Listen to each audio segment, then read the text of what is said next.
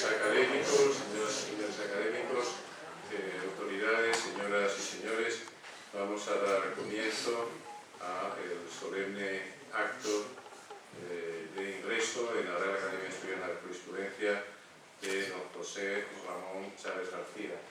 Rogaría a don José Ignacio Álvarez Sánchez que introdujera al nuevo académico en el salón.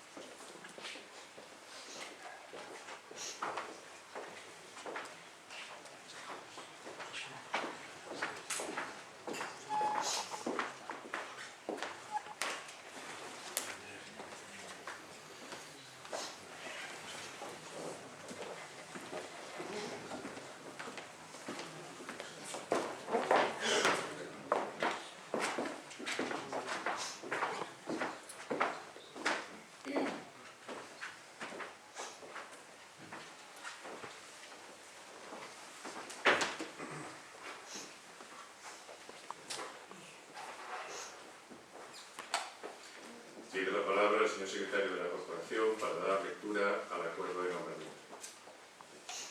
Señor presidente, en el acta de la Junta General de Académicos de Números de la Real Academia Asturiana de Jurisprudencia, celebrada el día 28 de mayo de 2014, al punto tercero del orden del día, votación secreta de dos propuestas de académicos de números, procedencia, abogacía y ámbito judicial, se acompañan propuestas y currículum de los candidatos, se hace constar. Seguidamente se procede a la votación de los académicos de número, siendo nombrado ámbito judicial por unanimidad don José Ramón Chávez García, cuyo nombramiento se les hará saber oportunamente junto con la obligación que contrae de tomar posesión del cargo dentro del año y presentar el discurso de ingreso para su recepción también dentro del mismo plazo que finaliza el 28 de mayo de 2015, de conformidad con el artículo 10 de los vigentes estatutos, y se ha señalado el día de hoy para la lectura de su discurso de ingreso con el título de Versiones y perversiones de los criterios de imposición de costas en lo contencioso administrativo, que será contestado por el excelentísimo señor don Leopoldo Olivar Alas, catedrático de Derecho Administrativo de la Universidad de Oviedo y presidente de la Real Academia Asturiana de Jurisprudencia. Muchas gracias. Tiene la palabra el académico electo para dar lectura a su discurso preventivo de ingreso. Gracias, excelentísimo señor presidente de la Real Academia, señores académicos, señoras y señores. He de comenzar partiendo de que la castiza recomendación de ser agradecido para demostrar ser bien nacido me lleva, lógicamente, a arrancar mi discurso con unas vivas palabras referidas a mi agradecimiento hacia ese triunvirato que está a la sombra de esta academia y que va encabezado por el profesor Leopoldo Olivar, persona que ya me dejó huella en mi etapa adolescente, posteriormente con el máster de urbanismo, el cual me dictó, y me honra contar con su amistad y con su benevolencia con mis pequeños disparates jurídicos. También debo recordar a don Ramón Punset, profesor miembro de la academia y profesor entrañable, que ya en Derecho Constitucional, con gran agudeza y maestría, me mostró que el derecho podía ser divertido. Y, como no, a don Rafael Fonseca, compañero magistrado, que reúne esas virtudes que hoy día no adornan precisamente en el contexto que vivimos, que son reunir ciencia, sentido común y bonomía, y que yo quiero creer que abundan en la magistratura, aquí en José Ignacio, aquí presente, David Ordóñez y muchos más, y por ellos pondría la mano en el fuego, pero en este momento quería decir un testimonio muy sincero de agradecimiento hacia don Rafael. Muchos otros miembros de la academia debo agradecer, cuento aquí con profesores como el de Guiaño, con Mariano Abad, con Manipaz, por supuesto, de Derecho Internacional, amigos, compañeros de facultad que me honran, mi querido Gabriel Bernal, José María Alonso Vega, Javier, por supuesto, Justo, infinidad de cerebros que me honran, y estar en esta compañía, por lo menos, desde luego que va a ser un viaje apasionante, porque mucho que puedo aprender, aunque intentaré aportar lo máximo posible. Y luego no podemos decir, también fuera del ámbito de la academia, uno es hijo de sus experiencias, de sus formaciones, lo que le aportan, y evidentemente hay un par de personas como Antonio Arias, síndico de cuentas, que me acompañan en todas mis aventuras jurídicas y económicas, y Juan Manuel del Valle, el gran maestro del mundo de la asesoría jurídica, aquí presentes. Pero bien, como decía el poeta, se hace camino al andar, y por tanto vamos a adentrarnos en este discurso que versa además sobre un título que es versiones y perversiones del sistema de imposición de costas procesales en lo contencioso administrativo. El tema no es casual, se busca, si el jurista tiene el deber de allí donde ve un problema, intentar buscar soluciones, no seguir caminos trillados. Y si existe un problema que va creciendo y además no hay jurisprudencia, ya que el mismo nace de una ley bautizada con ese nombre de Ley de Agilización Procesal, la ley de 10 de octubre de 2011, pues parece una buena ocasión, cuando llevamos ya un par de años de vigencia, un par de años largos de vigencia de la ley, hacer un análisis de la misma y mostrar las tremendas disfunciones y lo que yo calificaría de perversiones a que nos ha conducido. Tradicionalmente, la imposición de costas ha sido la cenicienta en el mundo contencioso administrativo, era algo ritual, no se solía imponer de hecho, y sin embargo, ahora por obra y gracia o desgracia de esta ley han pasado a ser pues una princesa. Yo voy a intentar calzarle el zapato a la cenicienta. Para enfocar el tema, aquellos que no son legos en derecho y ponerlo un poco en la práctica, se vería que si alguno de los asistentes se hubiera aparcado su vehículo en algún sitio y le hubiera puesto una multa, se le hubiera llevado la grúa del vehículo, tuviera dudas de si la sanción era correcta o incorrecta, y acudiese a su abogado y dijera ¿qué me va a costar el pleito? Porque quiero ir a un recurso contencioso administrativo y cuestionar porque tengo dudas de si aparqué bien o mal, si la autoridad cumplió bien su cometido, si la ley le da cobertura. La respuesta del abogado sería muy crítica, le diría le puedo hablar de mis honorarios, pero no sé lo que le va a costar el pleito. Oiga, pero si la sanción son 120 euros, ¿cuánto me va a costar? No lo sé, depende, un clamoroso depende. ¿De qué depende? De si hay pruebas, si hay más pruebas, si se gana, si se pierde, si se gana te la reembolsan, si la pierdes pagarás las costas del abogado contrario, el procurador, pero y no hay un límite, a lo mejor hay un límite o no, depende del juzgado que te toque. Ese escenario de incertidumbre es el que me lleva a abordar el tema. El punto de partida tiene que ser también el doctrinal. ¿Qué se dice sobre las costas? Sobre las costas, el gran Cholenda, que era el catedrático de la Universidad de Roma de Derecho Procesal y gran padre de nuestra disciplina también, por sus discípulos en España, afirmaba aquella frase que ha sido ya muy afortunada, que decía, la necesidad de servirse del proceso para obtener la razón no debe volverse contra quien la tiene. Es decir, que alguien no vaya por una cuantía menor y al final las costas le cueste más que lo que está luchando, la victoria que va a tener. Otro procesalista eminente, Jaime Guas, en ese caso nos decía las claves de lo que debían ser las costas de una forma muy bella. Dice, las costas, saber lo que te va a devenir si pierdes el proceso, deben ser claras para que el sujeto las conozca con una cierta previsibilidad, deben ser precisas de manera que no sean mutables y cambiantes, y decía algo muy importante, y deben finalmente, y lo cito literalmente en sus comentarios a la ley de enjuiciamiento civil antigua, dice, deben ser moderadas en el sentido de que ha de evitarse que el desarrollo de un proceso lleve consigo un excesivo empobrecimiento para los litigantes y a veces el que los gastos sean superiores incluso a la cuantía misma del litigio. Eso nos decía la doctrina. Pero bueno, ¿y qué hemos hecho del derecho? Vayámonos un poco a la antigüedad, pero muy lejos para volver rápidamente a la actual. Si nos vamos al Código de Hammurabi, la primera norma que nos viene a la mente, la ley primera precisamente dice, si alguien acusa de asesinato a otro y no tiene pruebas, será condenado a muerte. Fijaros lo que le ha costado el litigio perder. Bien, no vamos ahí. Nos vamos a las partidas y a tiempos de Alfonso X el Sabio, ahí ya empieza y llega a decir, si alguien hace lo que hace demandas en castellano antiguo o se defiende sin derecha razón, que corra con las costas del pleito. Muy bien, vamos viendo algo así como el que rompe paga, el que se embarca en un pleito y lo pierde, tiene que afrontar las costas. Damos un salto en el tiempo y el espacio, nos vamos al derecho español y nos vamos hasta tiempos recientes anteriores a esta ley de agilización procesal. Y entonces había dos caminos bifurcados, el camino civil de la ley de enjuiciamiento civil y del proceso civil, en el cual con naturalidad, como sean litigios entre particulares, con intereses también particulares, que es lo normal, ahí operaba el criterio del vencimiento. El vencedor se resarcía de las costas que había asumido los abogados, procuradores, gastos varios, y el perdedor tendría que pagarlos. En cambio, hasta esa fecha, en lo contencioso administrativo era un sistema que era prácticamente gratis total, porque únicamente se decía que en caso de que se apreciara temeridad o mala fe podían imponerse las costas. Lo cierto es que eran muy puntuales y eran auténticamente temerarios y restrictivos los casos en que se apreciaba. El resultado fue un inmenso colapso de la jurisdicción contenciosa, como la puerta, era una puerta, como dijo, de gratis total, en comparación con la puerta del proceso civil en el cual había que calcular y hacer números para ver si salía rentable o no embarcarse al pleito. Y llegamos ya a la norma comentada y al precepto crítico. Se trata, como digo, de la ley de 10 de octubre de 2011, la cual modifica el sistema de imposición de costas en el mundo contencioso administrativo.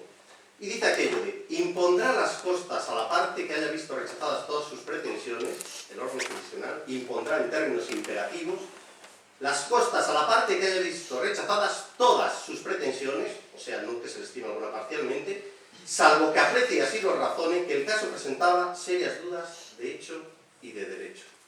A partir de ese momento ya no opera el gratis total en lo contencioso administrativo. Ahora ya, parafraseando una conocida frase, ya no es tengas pleitos y los ganes, es pleitos tengas y los pagues, que es lo que sucede.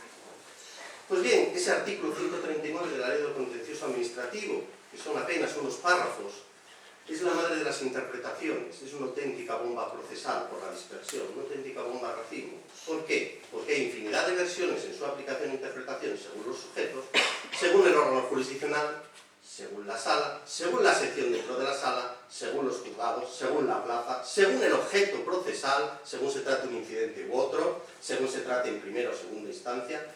En definitiva, estamos ante una torre de Babel en materia de costas, de manera que un cliente, o cuando se acerca a un abogado y pretende iniciar un litigio, el abogado tiene tremendas dificultades para dar una respuesta con unos visos de certeza. Y no olvidemos algo muy importante: si alguien duda si afrontar un pleito por lo que le va a costar el pleito, quizá renuncie a ello, y si renuncia a la justicia, está comprometiendo un derecho fundamental, que es el derecho a la tutela judicial efectiva. Por eso apuntaba un día que el auténtico problema de la justicia no eran las tasas, porque al cliente le pueden decir cuánto le va a costar de tasas, es un coste cierto que se puede asumir. Lo que no asumimos el ser humano es que nos digan algo incierto, algo que no sabemos, esa parte de la ruleta del proceso. En este sentido, parece que estamos dando la razón a Oliver Holmes, el famosísimo juez del Tribunal Supremo Americano, cuando decía que el derecho, lo que importaba en el derecho no era tanto la dogmática ni las doctrinas, que el derecho era la experiencia, lo que importaba era la sentencia, lo que decía y lo que daba. Y decía que la labor de los abogados no era tanto explicar latinajos ni doctrinas, era hacer un pronóstico de qué era lo que iba a decidir el juez concreto en el caso concreto. Y el buen derecho era adivinar qué diantres iba a resolver el juez. Curiosamente, ahora, en la vertiente al menos de imposición de costas, el pronóstico se hace extremadamente difícil, y eso en un ámbito en el cual la Constitución se encarga pomposamente de recordarnos ese principio de seguridad jurídica. Como digo, hay muchas versiones, pero ahora voy a hablar de las perversiones, en el sentido de que hay ciertas desviaciones que me parece merecen ser corregidas o por lo menos expuestas, porque entiendo que la labor de un juez, más allá de Montesquieu, cuando decía que el juez era la boca muda de la ley, que no debía interpretar, sino directamente ejecutarla, yo creo que el juez debe tener una boca que debe gritar si ve una injusticia, si ve una inseguridad jurídica, si ve que el contexto social impone una interpretación, y de forma razonada y sosegada bien interpretar las normas o bien contribuir con sus estudios o sus análisis a cambiar la situación. Por eso, yo apuntaré nada menos que 10 perversiones en la aplicación de un solitario precepto. 10. La primera en cuanto a los fines. La motivación confesa de la ley cuando dice se impondrán las costas al que pierda y reembolsará al que gana, parece ser la idea del legislador, es decir, bueno, lo que queremos realmente es que si alguien no tiene pleitos, por ejemplo, la cuarta parte de la población no tiene un pleito en su vida, ¿por qué va a tener que soportar que hay otros que son querulantes y están todo el día enfrascados en pleitos? Si alguien quiere meterse en un pleito, pero juega la ruleta, es un problema suyo, no tenemos los demás por qué pagar. El que consume, el que rompe, paga. Bien, pero esa es la motivación confesa de la ley, pero no es la motivación real. Todos lo sabemos, la motivación real es un tremendo embolsamiento que había la función con la proceso administrativa y posiblemente había que cortar por lo sano. Y una manera de cortar por lo sano, precisamente, es imponer las costas, no las tasas, la suma de las costas. Y a la práctica me remito. Hay una caída en picado y temeraria de los procedimientos contenciosos, pese a que se han suprimido las tasas. Y es por el factor imposición de costas, variable que no controlan clientes ni letrados, y me temo haciendo autocrítica que ni los propios titulares de los órganos jurisdiccionales. Por lo tanto, la primera desviación es teleológica en cuanto a los fines. La segunda, curiosamente, es en cuanto a los efectos. Si lo que se pretende es disuadir a los litigantes frívolos o temerarios, el problema en cuanto a los efectos es que si impones las costas, la sombra de la espada de Damocles de imponer las costas al vencido, solo disuade al particular, no a la administración. No hay político ni autoridad que le diga, en este pleito a lo mejor nos imponen las costas, que diga, no, voy a rectificar y no me voy a embarcar. En absoluto. En cambio, al particular sí le pesa. Por eso ese principio propio del proceso civil no nos sirve para el proceso contencioso administrativo. Pero la tercera perversión va más allá, no solo a los fines y a los efectos, sino en el diseño legal. Porque el diseño legal del sistema de vencimiento que efectúa el legislador, permítaseme la expresión gráfica, es un legislador tramposo, no es neutral. Y no es neutral porque a la hora de fijar las costas y ponerlas o no, de aplicar el criterio de si las impone o no, lo que hace el legislador le dice, mire, la regla general va a ser imponer las costas. Eso de no imponerlas a un litigante que tenga dudas va a ser la excepción. Va a ser la excepción. Segundo lugar, le va a decir, además, le dice el legislador, si usted condena en costas, juez, si usted condena en costas, no tiene que motivar. Pero en cambio, si pretende aliviar a alguien de la carga de las costas, tendrá que motivarlo. Fácil se nos ocurre cierta economía procesal perversa que puede llevarnos a no imponer las costas. Y en tercer lugar, porque el legislador, no bastándole estas dos circunstancias, dice, y le advierto una cosa, señor juez, no basta que existan dudas razonables de derecho para que usted diga, hombre, este señor se ha embarcado en un pleito porque tiene una duda razonable, no le vamos a castigar por las costas. No, le introduce ahí el serias.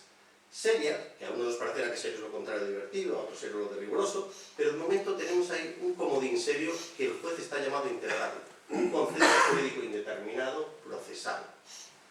Por lo tanto, nos encontramos con un juez que, frente a una norma con varias lecturas, está en una especie de juez de libertad vigilada por las propias ataduras del diseño legal. Además, ese legislador no solo es un legislador que no es neutral, tramposo, es, y nuevamente ruego, me perdone la expresión, es un legislador chapucero, porque remienda en vez de diseñar. ¿Por qué? Porque en el proceso civil, una regla muy parecida en la cual se inspira, porque el legislador a veces no innova, es más cómodo plagiar, copiar, mimetismo. El legislador contencioso hereda una fórmula similar, pero no idéntica, del proceso civil. Pero lo que está haciendo es vistiendo con plumas ajenas lo que no se adapta. Tenemos un caballo que tira de un carro, no podemos uncir a una cebra al carro, porque tienen distintas constituciones, salvaje y silvestre, por mucho que ambos sean híbridos. Y algo parecido es lo que ha sucedido cuando aplican una regla del proceso civil pensado entre particulares al mundo contencioso administrativo. Hay dos singularidades de lo contencioso administrativo. Una sustantiva en cuanto a cómo es el derecho administrativo y otra en la vertiente procesal. En cuanto a cómo es el derecho administrativo, es un orden caótico, si me permite el oxímoron. ¿Por qué? El mundo del derecho civil, que es la madre de los derechos y la que tanto debemos, es un mundo consolidado de seguridad jurídica, en la cual es cierto que hay interpretaciones, pero el nivel de complejidad es sensiblemente inferior al que existe en el mundo del derecho administrativo. El derecho administrativo es el mundo de la pluralidad de fuentes, es el mundo de los decretos leyes, es el mundo de las reglamentaciones, de infinidad de fuentes, de ordenanzas municipales, de 8.000 ayuntamientos, el juego de la intervención del Tribunal de Justicia de la Unión Europea, del Tribunal de Derechos Humanos, de normas colaterales. Es un mundo infinitamente complejo. Es un mundo donde la pirámide de Kelsen que todos estudiamos se ha convertido en el cubo de Rubik. Se ha convertido en algo complejísimo. No es fácil el modelo ahora mismo del derecho administrativo. O como decía un conocido jurista, el derecho administrativo en cualquier cuestión no se presenta frívola sino indiscutible. Es como introducir una mano en un saco de cristales, siempre te haces daño. Y entonces, ¿por qué tiene interés la complejidad del derecho administrativo? Porque el juez es el que está llamado a apreciar si las dudas jurídicas son serias o no, cuando parece que todo el derecho administrativo se convierte en una inmensa nebulosa a la hora de argumentar. Curiosamente, en el ámbito civil la regla se cuidaba de decir, se considera que hay serias dudas cuando exista jurisprudencia contradictoria de las salas de la audiencia provincial. Sin embargo, el legislador contencioso se lo calla, como el gato que se come el pájaro, no lo dice. ¿Por qué? Porque sabe precisamente el universo de jurisprudencia menor que existe en lo contencioso administrativo. La dificultad tremenda para poder hablar no ya de la jurisprudencia reiterada y literal que deriva del Código Civil, sino de la jurisprudencia menor, la territorial, unido a que en lo contencioso administrativo infinidad de asuntos jamás alcanzan las cimas de la ciudad prohibida del Supremo, jamás. ¿Por qué? Porque no pasan de la apelación de los 30.000 euros o no llegan a la casación con los 600.000 o no tienen interés casacional. Por eso, por todo por los años, bueno, las serias dudas ni siquiera le voy a ofrecer la pauta de que exista jurisprudencia. Apodero al juez contencioso para que valore a ojo de buen cubero con su prudencia si la duda era seria y si merece ser condenado o no en costas al vencido. Pero no solo son serias dudas de derecho, le dice también, bueno, si usted apreciaba que había serias dudas de hecho, tampoco le condenen costas. Pero nuevamente, eso, en el mundo contencioso administrativo, se encuentra con que hay infinidad de situaciones que se saldan con la presunción de veracidad de los agentes de autoridad en el ejercicio de sus funciones. Hay momentos en los cuales la palabra del denunciado frente a la palabra del agente, y están solos, no hay otra manera de demostrarlo. Decía Jering que esa afición era una mentira técnica para evitar la impunidad. Si no, todo el mundo salía impune por la presunción de inocencia, especialmente en los procedimientos sancionadores. Pues bien, en esos casos es difícil no hablar de dudas de hecho cuando el propio juez tiene que resolver la insuficiencia probatoria apoyándose en una presunción legal que atribuye a la autoridad de que esas cosas fueron tal y como dice. Decía antes que había una singularidad del derecho administrativo y hay otra del derecho procesal contencioso administrativo muy importante que nos aleja del proceso civil y nos alerta de que se ha trasplantado malamente el sistema de vencimiento al contencioso administrativo. Y es porque en el proceso civil es una lucha, digamos, entre iguales, con todas las cautelas, entre particulares, en los cuales el juez sigue el principio dispositivo, no interfiere, se limita a impulsar el procedimiento, el desarrollo ordenado y finalmente al dictado de la sentencia, la autorresolución que proceda. Pero el mundo contencioso administrativo es el mundo del interés público, es el mundo de lo sagrado, por eso hay un diseño paralelo de la ley de lo contencioso y hay unos valores vinculados al orden público que han llevado al legislador a que incline un poco la balanza y le diga al juez, levanta la venda de la justicia y actúa, salta la barrera y actúa. ¿En qué momentos? El primero, en un pleito puede introducir pruebas al amparo del artículo 60 de la ley de contencioso administrativo y el juez mismo, aunque se hayan olvidado los letrados o las partes de proponer una prueba, puede el mismo considerarla necesaria y acordarla, es decir, está acordando introducir y recabar pruebas que las partes no consideraron necesarias. Pero puede ir más allá. Incluso, de acuerdo con el artículo 33, puede plantear la tesis. Es decir, si un letrado, bien la parte recurrente o la demandada, ha olvidado el recurrente algún motivo de impugnación o bien el demandado un motivo de oposición, el juez puede meditar, descubrir que es una norma relevante, introducirla, traerla al proceso, hacer el trabajo limpio o sucio del letrado y resolverse el pleito favorablemente a una parte, no gracias al letrado, sino a pesar de él, o a la inversa. Lo cual, ¿qué quiere decir? Que al final se van a imponer las costas pese al mal trabajo de la parte. Es una de las paradojas insólitas en el mundo civil. De este modo, se nos revela el juez de lo contencioso con un valor justificado, pero es una especie, permítase, de James Bond con licencia para meter baza en el contencioso. Y el resultado, al transponer una norma civil a lo contencioso administrativo, nos encontramos con ese 139 de infinidad de prácticas que parece estar hecho de piezas sueltas y es como el diseño de un ornitorrinco, ¿no? Que tuviera el pico de pato, el ovíparo, es tremendo. Y no olvidemos que el ornitorrinco es venenoso. Y este diseño hecho de partes y hecho de piezas es venenoso para la tutela judicial efectiva, porque cumple una función altamente disuasoria. Iba analizando las perversiones. La cuarta perversión es más práctica y aplicativa en su aplicación por los jueces. Los jueces hacemos nuestra labor, me consta, lo mejor que podemos, con voluntad, con buena conciencia, pero existe un cierto paralelismo al establecer una sentencia y para hablar por mí mismo y alguno lo sentirá. Te enfrentas a un problema de partes, intentas resolverlo con la balanza de la justicia, manejando hechos y derechos. Cuando logras hallar la solución y le das punto y la redactas, acabas extenuado. Y el pronunciamiento sobre costas es la parte final. Llegas relajado desde el punto de vista sociológico y por eso, psicólogamente, le prestas menor atención. Llegas extenuado y no te ocupas. De ahí que si alguien examina los pronunciamientos de costa de todo el orden o contencioso administrativo, se verá que se despachan en apenas una o dos líneas con alguna otra expresión ritual. Claro, lógicamente nadie puede emplearse tanto en el pronunciamiento de costas como en toda la sentencia, por lo tanto habría que multiplicar el número de jueces. Pero lo cierto es que es verdad de que en esa fase pues no existe un especial esfuerzo de intensidad en aplicación y motivación. Y eso me lleva a que hay dos supuestos, que al menos yo los he visto inéditos, pero que se me antojan absolutamente necesarios que nos impongan las costas en la práctica, para mi perplejidad. El primero se refiere en relación a las dudas de hecho. Normalmente, en lo contencioso administrativo, como he dicho, el juez puede acordar unas pruebas complementarias que las partes no pidieron y puede acordar diligencias finales. Las diligencias finales que el juez civil no puede hacer si no se las piden, el juez contencioso puede considerarlas necesarias y acordar una diligencia final, concentración parcelaria, caminos públicos. Si lo hace es porque considera que hay una duda de hecho que hay que resolver, y seria, porque si no, no puedo resolver. Pues bien, cualquiera consulta, cualquier pleito en que exista una diligencia final y la imposición de costes sigue siendo automática, cuando debería el juez modesto ser consecuente y decir, si yo acordé una diligencia final para determinar un hecho que era precisa y necesaria, eso era una seria duda de hecho y en consecuencia no deberían poner las costas.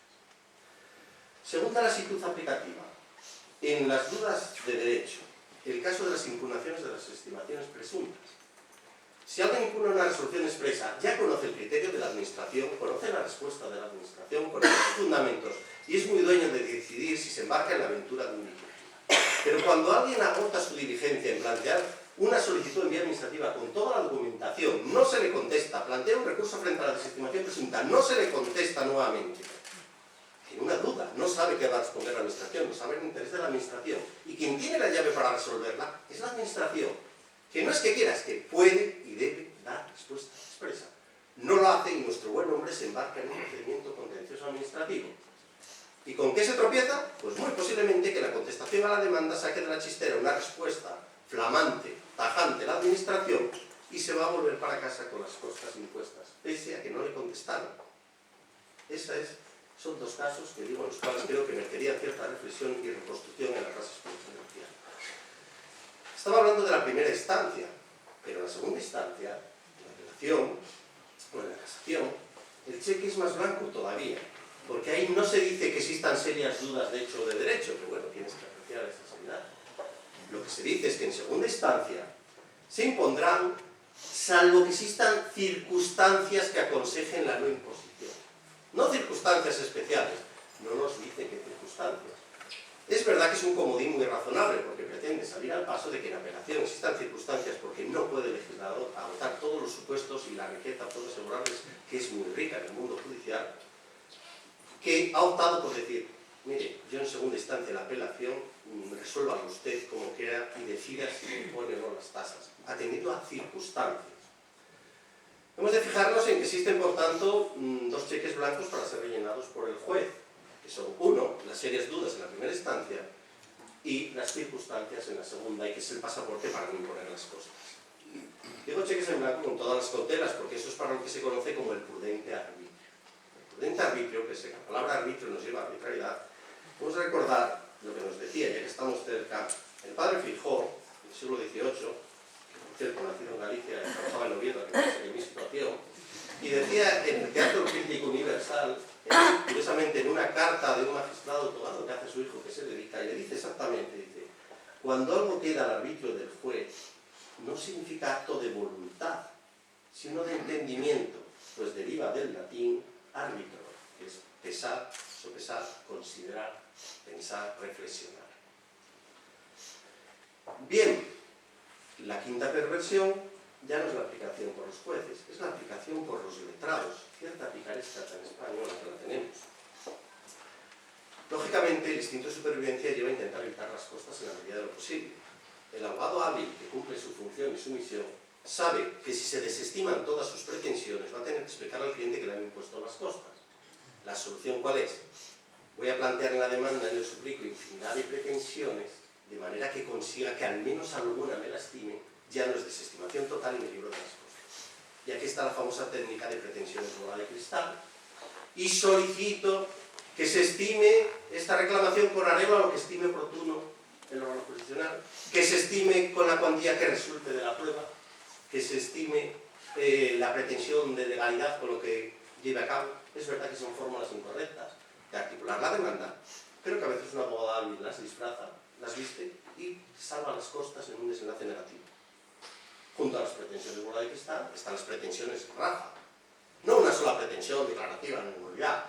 Pero la pretensión principal y la subsidiaria, la declarativa, la de condena, y a fuerza de meter pretensiones y de meter alguna de pretensión de que se declara la mera ilegalidad o la legalidad de algo evidente, pues a veces quien siembra mucho algo cosecha y se libera nuevamente de las cosas. Pasemos a otra perversión. Hay otra perversión, la sexta, que es ya en determinados incidentes una perversión pragmática, que observo en la práctica del trabajo de campo que he hecho, porque insisto, en materia de costas no hay jurisprudencia, no la hay. Hay la práctica de cada parroquia. Bien, en medidas cautelares. Medidas cautelares, decirlo, sabéis, el que no lo conoce, hay medidas cautelarísimas que se plantean con urgencia que no se escucha a la otra parte, no se escucha a la administración. La medida cautelar uno solicita la medida cautelarísima a la administración, no se la escucha y se adopta la resolución. Y tengo autos del Tribunal Supremo, que están en la ponencia por escrito, en los cuales dice literalmente: desestimamos la medida cautelarísima y le imponemos las costas aun sabiendo que no hemos causado ninguna costa. Lo cual, evidentemente, es un absurdo y además de nuestra máxima autoridad. Yo no sé si considera que quizá debe acudiese al formalismo, me dicen que imponga las costas en todo incidente, pues les impongo con independencia de que no se haya generado absolutamente ninguna costa, porque la ley no contempla que se genere ninguna costa. Es una paradoja absurda. Segundo, el allanamiento. El allanamiento de la administración. Claro, en el ámbito civil, si se allana el demandado, esto es, si se retira y se rinde la administración frente a la demanda, si lo hace antes de que conteste a la demanda, pues no las impone. Pues bien, en lo contencioso administrativo, en este punto, en otros no, se considera que no opera supletoriamente la ley de enjuiciamiento civil y se deja a decisión del órgano judicial, lo cual nuevamente nos abre a la dispersión. Y nos abre a otra paradoja, otra perversión, que es la siguiente. Si alguien plantea una demanda y el letrado de la administración ve que no es sostenible y ve que hay que allanarse, planteará el allanamiento, pero si le imponen las costas, la próxima vez no se va a allanar. Dirá, para este viaje llego hasta el final, juego a la ruleta y a lo mejor hasta gano. Esa es una paradoja. La otra es que si no se le imponen las costas a la administración, si no se le imponen, la persona recurrente que planteó el pago a su abogado, que hizo la demanda, que presentó los escritos, que hicieron el señalamiento, que llega el día del juicio y dice la administración, que me allano, no le imponen las costas y le tiene que decir al abogado a su cliente, oiga, hemos ganado. Hemos ganado, sí, me tiene que pagar, pero no lo pagaba el otro si perdía. No, porque se allanó y el juez no le puso las costas a la administración. Nueva paradoja o perversión. Séptima, con este sistema de diseño, a veces pagan justos por pecadores. Me refiero a la figura del codemandado. La figura del codemandado es el que es llamado al pleito para sostener junto a la administración una resolución suya porque tiene algún interés. Pues bien, veamos un ejemplo frecuente en materia del codemandado, en materia de costas. Una oposición en la cual un aspirante, vamos a pensar una oposición masiva, un aspirante auxiliar administrativo impugna una prueba porque considera que en el tercer ejercicio pues debería haber aprobado. La administración se persona como demandada y cita lógicamente aprobaron 100 la oposición, esos 100 luchan por su plaza y se personan a sostener, oiga, no, está bien hecha la calificación, tenemos de un lado al aspirante, a David, y del otro lado a Goliat de la administración, junto a 100 codemandados con sus 100 abogados. ¿Qué sucede si pierde el pleito este demandante? Que le pueden imponer las costas de los 100. La ruina económica, moral, tremenda. Tremenda. ¿Qué sucede, además, al revés? ¿Y si pierden los codemandados aquí? Pues le van a imponer las costas a los codemandados. En este caso es una repartida entre 100 y no pasa nada. Pero en otros casos puede haber un recurrente y un solo codemandado y si gana el recurrente le ponen las costas al codemandado y a la administración, a los dos, por ir juntitos. Cuando, y esta es la clave, el dueño de la acción, el dueño de allanarse es la administración, no es el codemandado. El codemandado es un individuo al carro al que le ha invitado a ir la administración. Pero va más allá las paradojas. Las paradojas van hasta el punto de que si existen procedimientos bifásicos en los que intervienen varias administraciones, todas son llamadas como demandadas y codemandadas. Y nuestro buen hombre, el ciudadano, el particular que acude a demandar, está temblando de si gana el pleito, pero está aterrorizado si lo pierde, porque se pueden tragar las costas de esas 4 o 5 administraciones. Salvo el prudente juicio del juez, pero aquí tiene libertad, nadie tiene la seguridad, pero la praxis habitual es limitar la cantidad de las costas e incluso discriminar en función de la actividad procesal de defensa que han llevado los codemandados. Pero eso, como digo, no es algo obligado para usted, hay que verlo en caso más. El supuesto octavo de perversión es la huida hacia adelante. Y es en relación a la cuantía, acabo de citar, que se permite que el órgano jurisdiccional contencioso, al menos para temperar los efectos y que no sea muy oneroso y no suponga un castigo tremendo y de ensañamiento auténtico al demandante que ha perdido el litigio, dice, bueno, que pueda limitar la cuantía. Aquí la dispersión es máxima. No hay baremo, límites de cuantía, se mira de reojo el juzgado al lado, se mira la sala, el propio Supremo va cambiando de criterio, las 7 secciones del Supremo, una 2.000 euros, otra 4.000 euros, otra con letrado, otra sin procurador, yo lo limito, yo los junto. Ven, ahí es un mercado, es un hipermercado para todo, absolutamente. Hasta el punto de que si la cuestión no estaba clara en la norma, si la cuestión está clara en la norma, llega incluso a haber trifulcas que son tragicómicas. ¿No? Tragicómicas, ¿por qué? El supuesto típico, el cabrón constitucional, se enfrentó al supuesto pues, de un caso millonario, repetido hasta la saciedad, un caso de telefonía, además, en el cual el abogado pasaba una minuta X y el procurador pasaba una minuta 80. 80 veces superior al abogado, cuando la actividad procesal la llevaba el abogado y el procurador, que es una labor muy digna y consecuente, pero ciertamente hay una cierta desproporción. Unido a que se iban a multiplicar en infinidad de pleitos, lo que hizo el Tribunal Supremo fue decir, bueno, voy a limitar la cuantía, en este caso, por analogía con el abogado, equiparlo del procurador al abogado. La cuestión acabó en el Tribunal Constitucional y el Tribunal Constitucional lo que acabó diciendo fue que los procuradores cobraban por arancel, que es un reglamento, como sabemos, y que por tanto no podían limitarse las costas de los procuradores. Y ahora estamos en la tercera vía. La tercera vía es que, reinterpretando la sentencia del Constitucional en sus justos términos, tal y como lo está aplicando el Supremo a tiempo real, dice, sí se pueden limitar de los procuradores siempre que sea en la sentencia, pero no en autos dictados en ejecución de sentencia. Es un tecnicismo, pero es muy relevante. Y ahí estamos, hasta que algún procurador plantee la queja frente a la fijación por auto y vuelva a acabar otra vez en el Tribunal Constitucional en esa sentencia de 6 de mayo de 2013, que es una auténtica caja de truenos, la cual merecería grandísimo desarrollo por infinidad de cuestiones procesales bastante sorprendentes.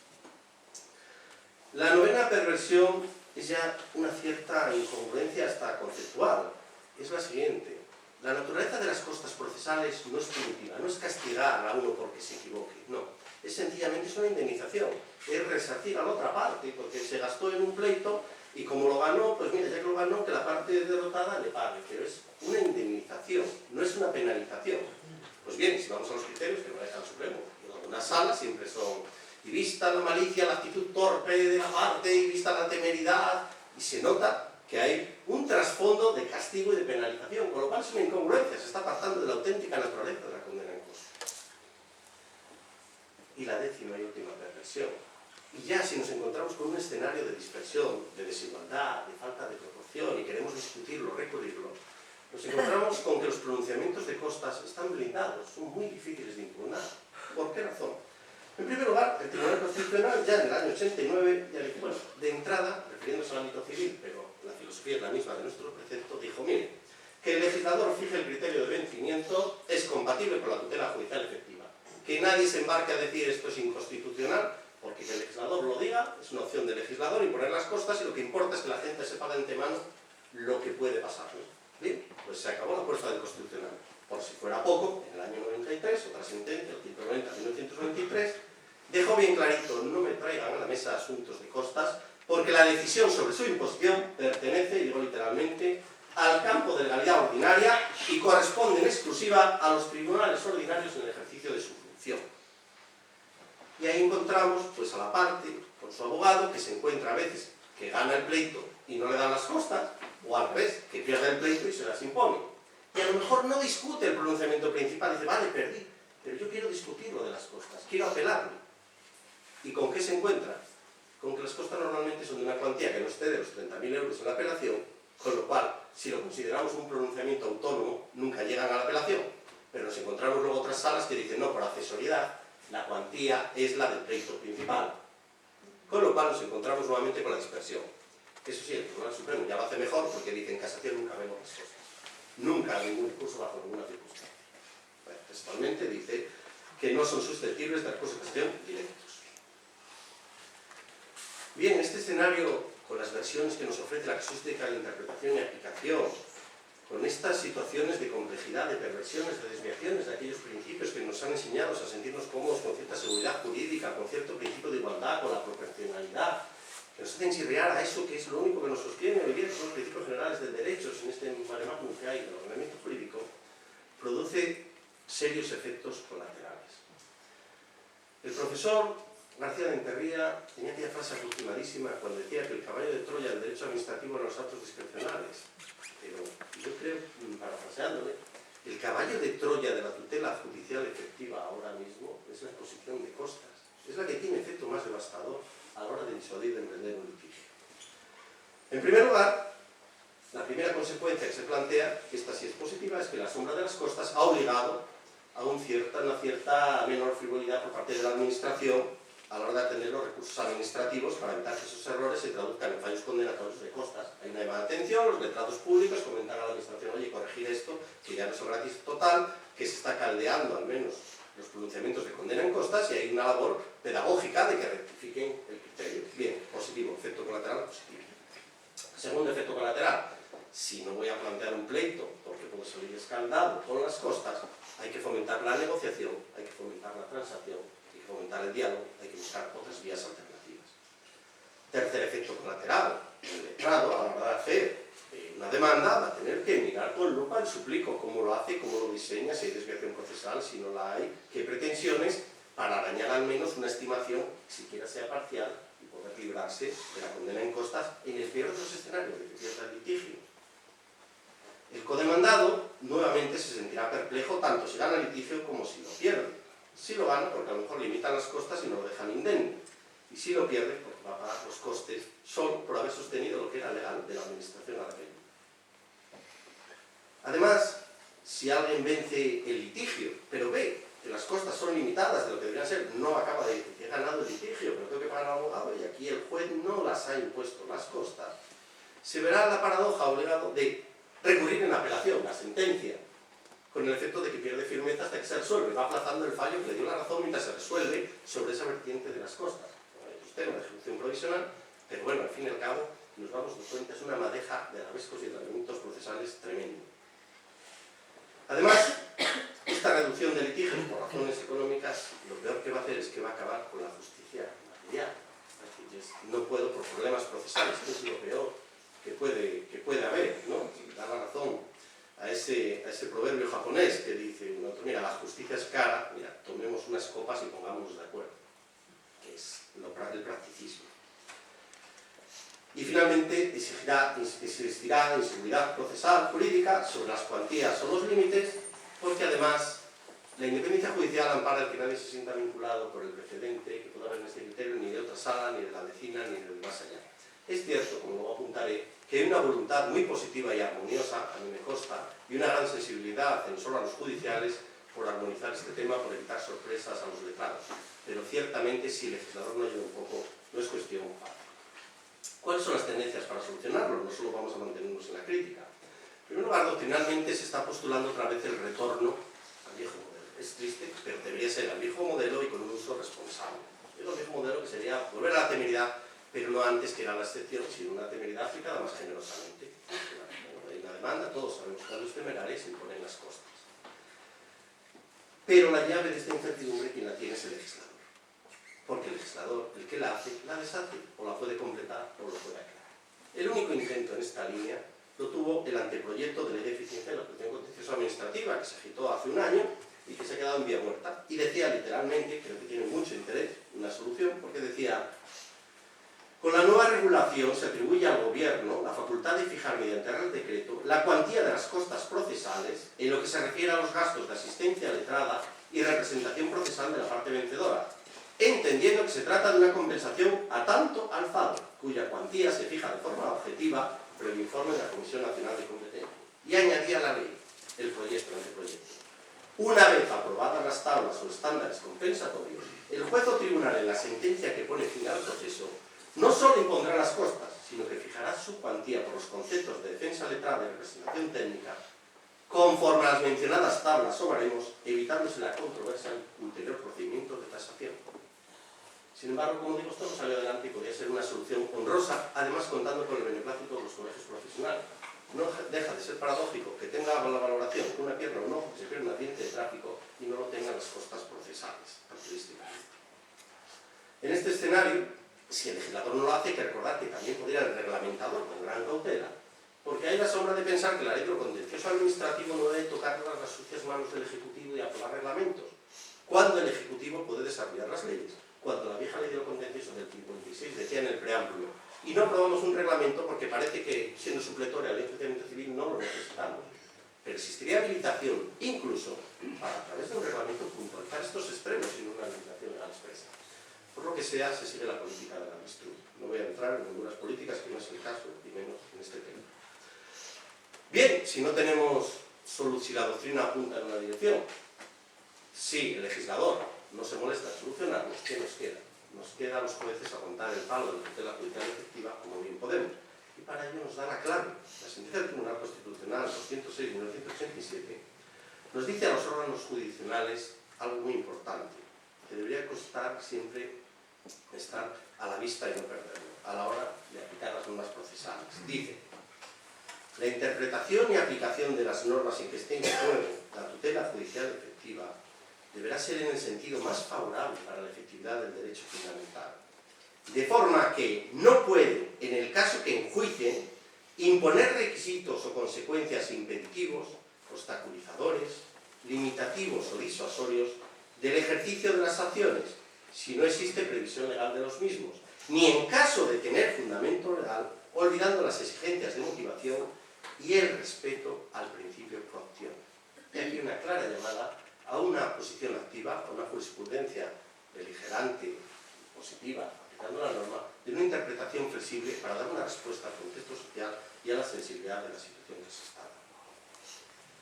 Así todo, no faltan algunas salas las cuales están dando algún paso adelante, paso que será poco ortodoxo, pero de gran pragmatismo. Son salas que adoptan acuerdos gubernativos para otorgar seguridad jurídica, como el caso de la Sala de Galicia, en la cual el Salón Contencioso se reunió y dijo: vamos a adoptar, por lo menos con esto que es muy importante, con carácter orientativo, para salvaguardar la independencia judicial, orientativo, y dejando clara la casuística, y dejando clara que siempre se podría alguien apartar de esos criterios, si lo motivaba y lo razonaba y lo que pedía el caso, se fijó a título orientativo una serie de cuantías en función de lo que podría suponer las costas de abogado y procurador caso de perder los litigios, y se fijó en un sistema de menú de gran claridad: una apelación 1.000 euros, un procedimiento ordinario 1.500, medida cautelar 250, nulidad de actuaciones 400. A alguien le puede parecer frivolidad, pero lo curioso fue un acuerdo que no perjudicó a nadie, solucionó problemas, abogados y clientes satisfechos y los propios letrados de la administración. Y no es ilegal porque deja las manos libres, pero al menos permiten que el abogado que iba antes, ¿se acuerdan cuando decía lo del coche que llevaba la grúa? Le diga: mira, si lo perdemos en la instancia y tenemos que ir en la apelación nos puede costar, lo normal y habitual será que nos cueste 1.000 euros. Y ya podrá decidir en conciencia el ciudadano. En definitiva, creo que hay muchos problemas muy espinosos, y yo creo que en estos casos se impone que la lucha por el derecho debe imponer imaginación al poder, pero al poder jurídico, un cierto coraje al poder político, y parafraseando a Yering, la lucha por la tutela judicial efectiva hemos de desplazarla de la justicia accesible a la justicia asequible. Por eso confiemos en la sensatez de los operadores jurídicos y en las humildes aportaciones que yo, con mis nobles compañeros en esta Real Academia, buen seguro, en este foro de debate, contribuyamos a avanzar, a crear una masa crítica y en algún modo enriquecer eso tan bello que es el Estado de Derecho y esa valiosa regalo que nos hizo la Constitución, que es el derecho a la tutela judicial efectiva. Muchas gracias.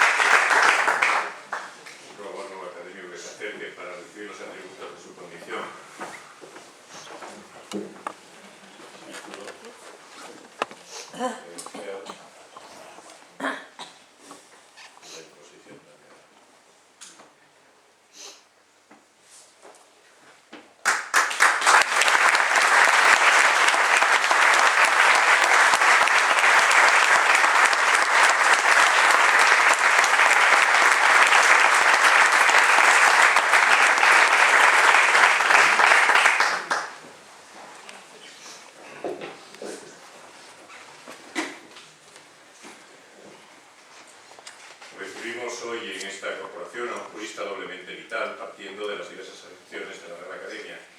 Vital porque es persona dotada de gran energía o impulso para actuar o vivir, pero también por ser en el panorama del derecho español de nuestros días un profesional reconocido de suma importancia y trascendencia. Cualidades de las que hoy, espero que durante largos años, se beneficia esta Academia con su incorporación. Tras su actual condición de magistrado especialista de lo contencioso administrativo en el Tribunal Superior de Justicia de Galicia, desde 2011, hay una dilatada carrera de servidor público integral e íntegro. Como muchos recordarán, fue director general de Universidades e Investigación del Principado, del 97 al 99, periodo en el que durante un tiempo coincidí con él en un convulso Consejo Social de la Universidad de Oviedo, vicegerente de esta institución y letrado jefe de los servicios jurídicos de la Universidad de Salamanca. También ha sido profesor asociado de Derecho Administrativo y Derecho Comunitario en la Facultad de Derecho de nuestra universidad, sin olvidar que es técnico de Administración General en excedencia, técnico superior de universidades igualmente en excedencia, y que antes de su actual destino fue durante una década magistrado titular del Juzgado de lo Contencioso número 5 de Oviedo.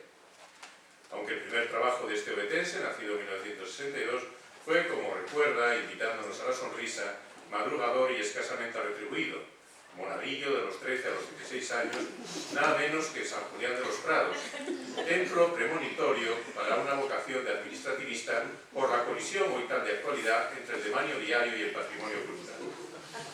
En Santullano hubo de asistir como acólito a infinidad de misas, bautizos, bodas y funerales, y confiesa que quizás su capacidad de evasión mental, muy útil en la profesión judicial, proviene de aquel trienio de adolescencia, y no es mal sitio para dejar perdida la mirada un lugar con las pinturas murales más antiguas y bellas de nuestro medievo.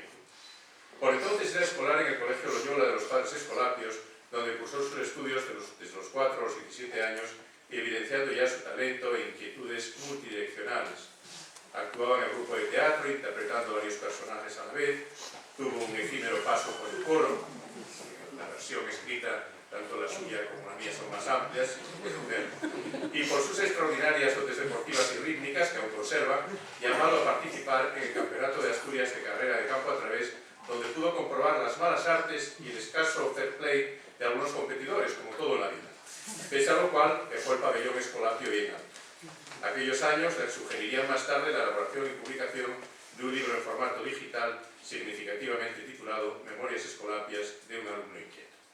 Aficionado desde muy joven al ajedrez, formó parte del equipo del Grupo Cultural de Oviedo, y aunque no obtuvo éxitos destacados en competición, sí exhibió sus dotes precoces de publicista, ya que el diario La Nueva España acogió durante un tiempo problemas concernientes a este deporte mental concebidos por José Ramón Sabes como si de un veterano maestro se tratara, y como se ha anticipado fue gimnasta de alta competición en modalidad acrobática de paralelas, potros, saltos o anillas. De adolescente, ya de brillante estudiante universitario en la Facultad de Derecho de Oviedo, era habitual de la librería anticuaria de Valdés en la calle Marquesa de Gastañaga, junto al Campillín, donde gastaba lo que podía y tenía y pasaba las horas escrutando aquel pasado conservado en papel amarillento que compaginaba con los manuales más modernos de las disciplinas jurídicas exigidas en una licenciatura en la que ya mostró una extraordinaria disposición hacia el derecho público, debiendo reseñar, entre otras, sus matrículas de honor en los 2 cursos de Derecho Administrativo.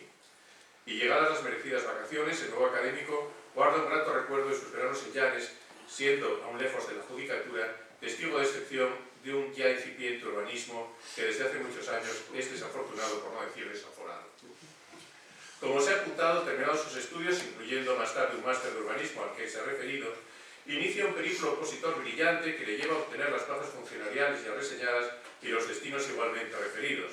Junto con su gran amigo y compañero de éxitos y persecuciones inicuas, el hoy síndico Antonio Arias Rodríguez, se ocupó durante 4 años de la publicación semanal de artículos de actualidad en la sección Normas y Tributos del diario Expansión, y junto con el citado Arias obtuvo en 1997 el Premio Nacional de Trabajo sobre Auditoría Pública con uno titulado La doble cara del fraude administrativo. Reputado publicista, es autor de numerosos trabajos sobre derecho universitario, en el que es un consumado especialista, y sobre derecho administrativo general, pudiendo citarse, entre otros, los siguientes libros: La Universidad Pública Española, Configuración Actual y Régimen Jurídico de su Profesorado, Derecho Autonómico Asturiano, Organización y Gestión de las Universidades Públicas, Los Derechos de los Ciudadanos ante las Administraciones Públicas, la Universidad Pública de Derecho y al revés, la prueba contenciosa administrativa, análisis dogmático y jurisprudencial o control de oposiciones y concursos en la jurisprudencia. Cuenta además en su haber con más de 50 artículos doctrinales en revistas especializadas y obras colectivas, y ha impartido numerosas conferencias y ponencias en cursos y jornadas organizadas por administraciones, empresas e institutos de administración pública. Pero su apasionada vena literaria y creativa no se agota, por fortuna para quienes le admiramos, en el campo no pocas veces áspero del derecho público. Como curiosidad, hace 2 años promovió y presidió el primer Premio Internacional de Relatos Cortos de Humor sobre la Administración Pública, Sonrisa de Quevedo, con masiva participación, casi 1.800 originales de todo el mundo, y con entrega del premio en el actual hostal de San Marcos de León, donde don Francisco sufrió un justo encierro de 1639 a 1643 y donde, por cierto, 220 años justo más tarde, Clarín haría en los jesuitas algo similar a lo que José Ramón Chávez llevó a cabo en los Escolapios o de Texas. Entre sus publicaciones jurídicas debe recordarse que escribió en 1999 el gran libro El desamor, de las parejas, rupturas y supervivencias, que le llevaría a frecuentar los medios de comunicación hablando, como él mismo sintetiza, de las cosas del querer. Su experiencia profesional también ha inspirado obras como Sonrisas ante el poder público, La universidad en píldoras, Abogados al borde de un ataque de ética, y en fin, quien no le conoce y reconoce admirativamente como creador y responsable del brillante blog contencioso.es que obtuvo el premio al mejor blog jurídico en 2010, sin olvidarse de otro blog también muy visitado y elogiado, ajeno a las cuitas jurídicas, pero no a la reflexión y al ensayo sobre lo cotidiano, bautizado como Vivo y Coreano. Hoy, en su entrada en esta corporación, José Ramón Chávez nos ha regalado un brillante e ingenioso discurso acerca de las versiones y perversiones de los criterios de imposición de costas en lo contencioso. Cuestión, como indica el título, nada pacífica, pese a la buena voluntad, que nunca dejar de presumirla, del legislador de 2011, y en la que jueces, abogados y justiciables desearían moverse con seguridad jurídica y precisión cuantitativa. Por ello, las reflexiones del nuevo académico, públicas, íntegras, como he dicho, en la web de la Real Academia hoy mismo, por su utilidad añadida, no dejan de constituir un motivo de agradecimiento y una evidencia de la función social y divulgativa de esta entidad en la que hoy se integra. Comenzó recordando al magistrado Chávez cómo hasta fines del siglo pasado el régimen de imposición de costas procesales bifurcaba los caminos de la jurisdicción civil y la contenciosa, pues mientras la Ley de Enjuiciamiento Civil de 1881, que originariamente no fijó reglas generales al respecto, tras la reforma de 1984 estableció la general de imposición de costas al vencido salvo circunstancias excepcionales, diversamente la Ley Reguladora de la Jurisdicción Contenciosa de 1956 había fijado un criterio diverso y consistente en la no imposición de costas al vencido salvo mala fe o temeridad, expresión heredera de la notoria temeridad del artículo 93 de la Ley Santa María de Paredes de 13 de septiembre de 1888 y que tras la Ley 2998 de 13 de junio, artículo 139.1, y su reforma operada en 2011 se ha mantenido para los supuestos de estimación o desestimación parcial. Bien, ya que citaba el caso de la Ley Santa María de Paredes, decir que esta se remitía ya a la Ley de Enjuiciamiento Civil, que era de muy pocos años antes, pero con una excepción. Refería que las costas a la administración se regulaban por la propia Ley de Santa María de Paredes, por la Ley de los Contenciosos, y que los procedimientos a la administración serían 100 pesetas en incidentes o en una apelación, 250 cuando la demanda se declara inadmisible y 500, que es una fortuna, cuando se desestimen totalmente las pretensiones del demandante o recurrente. Bien, la primitiva redacción del artículo 39 de la Ley 2998, ya sabemos que hablaba aquí de aquello de cuando el vencido se manifieste la finalidad legítima del recurso, bueno, pues para evitar, evidentemente, con un factor corrector que se produjera una situación de injusticia por una sentencia que podía ser, sin embargo, favorable, ¿no? Bien, pero tras la reforma de octubre de 2011, y tanto en primera como en única instancia, el órgano jurisdiccional al dictar sentencia o resolver por auto los recursos incidentes deberá imponer las costas a la parte que haya visto rechazadas todas sus pretensiones, salvo que aprecie así los razones que el caso presentaba serias dudas de hecho o de derecho. Un nuevo concepto jurídico indeterminado, como aquí se ha dicho, que se ha introducido en este cambio brusco en terminología de Martín Rebollo, para quien es problemático que la ley no concrete nada más al respecto, y hasta podría darse, dice, que el recurso se hubiera presentado precisamente porque hay dudas, y si son serias es algo difícilmente apreciable en términos generales y al margen de casos concretos.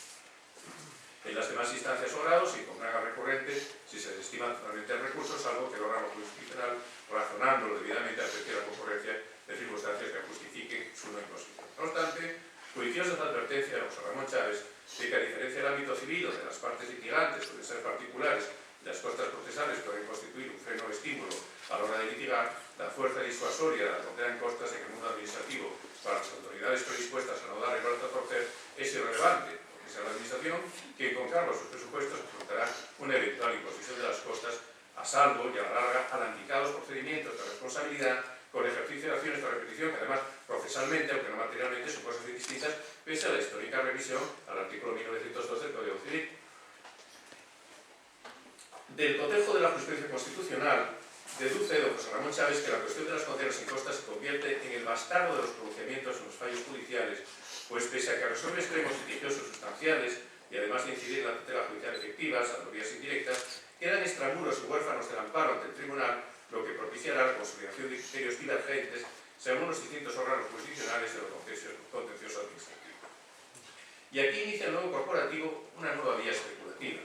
Chávez García a la par que analiza los conceptos indeterminados que se suceden en las distintas soluciones vocales, y casi esa decena de perversiones, aporta ejes irracionales de cara sobre todo a las situaciones transitorias, abre la puerta a la discusión sobre cuestiones basales del derecho público y de la propia separación de poderes.